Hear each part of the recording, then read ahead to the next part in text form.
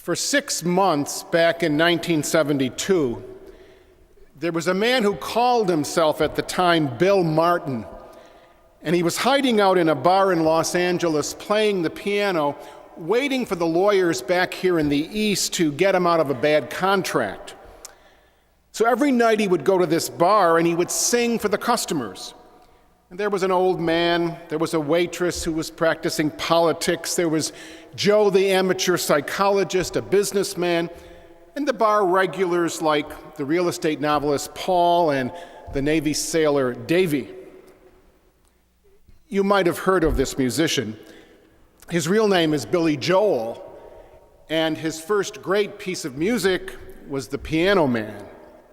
And in this song, he tells about these people, these customers he sang to, and about the man who comes up to him and says, "Son, can you play me a melody? I'm not really sure how it goes, but it's sad and it's sweet and it sounded complete when I wore a younger man's clothes." And we can picture that, can't we? Here's a man in his 50s. His suit is polished from wear. His tie is a little bit out of fashion. Here's a man whose life hasn't turned out like he thought it would be, like he had hoped, and like he had dreamed. And every night he comes into this bar and he gulps a few to take the edge off the day. And the hushed conversation keeps the loneliness from creeping in. And the soft lights and the dark walls protect him from the daytime's harsh glare. You see, he's reminded every morning as he looks into the mirror that he's not the man he used to be, the man he should have been, the man he prayed he'd become, or his parents prayed he'd become. And the piano man stirs up something very deep inside of him, stirs up a melody that he desperately wants to find again. We know what he's saying, don't we? That he knew himself once. That once upon a time he knew the melody of his life, but somehow he forgot that tune one day. And the only way that he's ever going to find himself again is if somebody helps him remember that song. That man in the song was facing himself honestly, trying to get back to what his life was really all about. Many of his dreams hadn't come true. He faced many disappointments, but he wasn't deceiving himself. And that song stirred up in him a desire to find that melody again.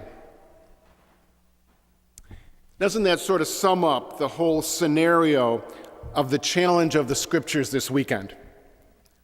Paul tells us not to deceive ourselves, that we never have it all together. We often forget the song and the melody of our life. And then Jesus in the gospel tells us once again to struggle to perfect ourselves, be perfect as our Heavenly Father. Now, that might sound a little confusing, but it really isn't. You see, Jesus does understand that none of us are perfect and none of us will ever be perfect. That often throughout our lifetimes we falter. We forget the tunes that motivated us at one time. And that many of us, probably most of us at some time in our lives, deal with shattered dreams and lost hopes. The shattered dreams of so many marriages, those forgotten tunes and lost melodies. It's simply the human condition. Some marriages are able to find that melody again, and certainly some marriages have to end in order to restore the individual melodies of people's lives. That challenge of Jesus to perfection is the challenge to struggle to never deceive ourselves into thinking that we are perfect. That we always have to be striving to acquire the kind of love that God has for you and for me, which is a love that never gives up on us.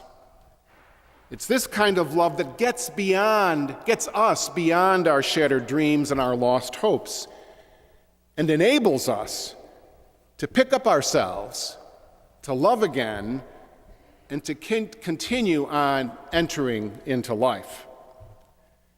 And just like the man in Billy Joel's song, we just can't do it alone.